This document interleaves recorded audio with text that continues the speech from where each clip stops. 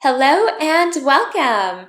My name's Heather. I'm a registered professional counselor and a certified life coach. And today I'm going to be doing a character analysis of Joe Goldberg from Netflix series You. Before I get started, make sure to subscribe so you get more analysis videos like this. Okay, let's get to the show. Joe Goldberg is a bookstore manager, appears harmless and even charming at times. However, we quickly learn that he stalks the women he wants to date and becomes obsessed with them. Joe's stalking of his girlfriends range from the physical world to the virtual world. Thanks to social media and the internet, Joe finds information about them such as their home addresses, names of close friends, daily schedules, hobbies, and more. In addition to following them around, breaking into their homes, and stealing their personal belongings as mementos, he goes as far as killing the people around them who he believes are threats. He seeks love in women he idealizes, and his desires to be understood is projected onto his love interests. His quest to be loved feeds his delusions that manifest his relationships. His delusions surrounding his romantic connections with women presents as delusional disorder of erotomanic type, as he often fantasizes about his future with these women in his inner monologue. Within his internal dialogues, we see that Joe believes he's the good guy, that he's doing whatever he can to protect or support the women he loves. In Joe's search for love, he dangerously projects his desire to feel understood onto others. While married to Love, he became fixated with his neighbor Natalie and his boss Marion, believing that everything that happened so far in his life has brought him to these women who are his true loves. That being said, Joe doesn't seem to know what love really is, since it was never modeled to him as a child, as we learn his history with abuse, abandonment, and past trauma. His experiences contribute to his complex psychology, which may underlie antisocial personality disorder as opposed to being a psychopath. Due to the nature of his relationship with his parents, the abandonment from his mother, the abuse he endured from his father and Mr. Mooney may explain an underlying insecure attachment style, thus motivating him to seek control over others under the guise of protection or love. Everything I have done for you. Additionally, his mother, "He was protecting me. It had to be done. You're a good boy, Joey." and Mr. Mooney plays a pivotal role in contributing to Joe's understanding around justifying his acts of violence. Some people deserve to die.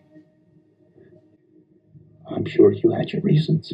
What are your thoughts around Season 3? Let me know in the comments below. Across 3 seasons, the show reveals the neglect and abuse in Joe's past. Insecure attachment with caregivers can lead to seeking out romantic partners that model the same attachment style. Joe's antisocial or sociopathic behaviors don't represent an average insecure attachment style, but they could partly stem from it. His mom's inconsistent parenting and inability to take care of Joe's needs as a child, and the abuse he endured from his father can contribute to his attachment injuries. As a young boy, Joe killed his abusive dad. In order to justify his killing, his mom tells Joe that he did it out of protection, thus establishing a very unhealthy understanding of love and protection. His mom puts the men she sees before her son, often leaving him alone for long periods of time. Eventually, she abandons him, sending Joe into the foster care system. We learn in Season 3 that he was bullied and picked on by other boys because he's in denial about his mom coming back to get him. Joe later tracks down his mom, only to find that she's moved on with her life and is taking care of another boy. This can further strengthen his insecure attachment style, as he blames himself for his mom abandoning him. "How did you find? Do you hate me?" When Joe was in the foster system, Fiona, the nurse, was kind and almost maternal to Joe. He soon finds out that she was also being abused by her boyfriend, and he had an opportunity to stop him, but he didn't. What resulted was the nurse presumably getting killed, and Joe suspects that it was her abusive boyfriend, leaving him feeling guilty for not stopping her boyfriend in the first place.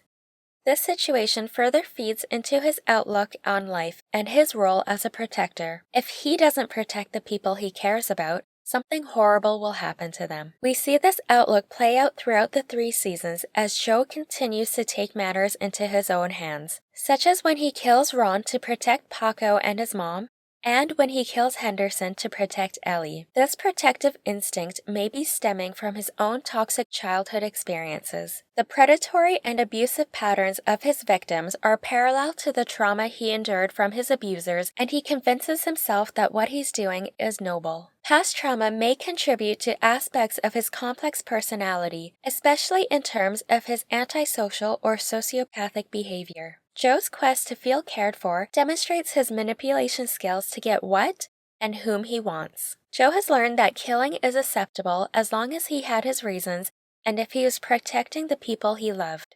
We see this when Joe kills Benji and Peach to protect Beck, and when he kills Ryan to protect Marion. He has also learned to kill the woman he loves if they try to leave or end their relationship with him. He often gets triggered when they tell Joe that they don't love him back. I don't love you. I never have. You're broken. I could never love you. What did you do? What did you do? Reminding him of his mother's abandonment and reacting in a violent manner. If someone sees the real me, they'll go away. For good. According to the Crime Classification Manual, Joe would be considered an organized killer. Organized killers are very difficult to apprehend because they go to inordinate lengths to cover their tracks and are often forensically savvy. So far, in the first 3 seasons, Joe has gotten away with his murders and staged his own death in order to start a new life, which involves finding his current obsession, Marion. Make sure to subscribe if you haven't already and hit the bell to get notified of new videos every week. Next week, I'm going to be analyzing Joe's relationships with his girlfriends from the entire series of You, so make sure you don't miss it. Until then, be kind and love yourself.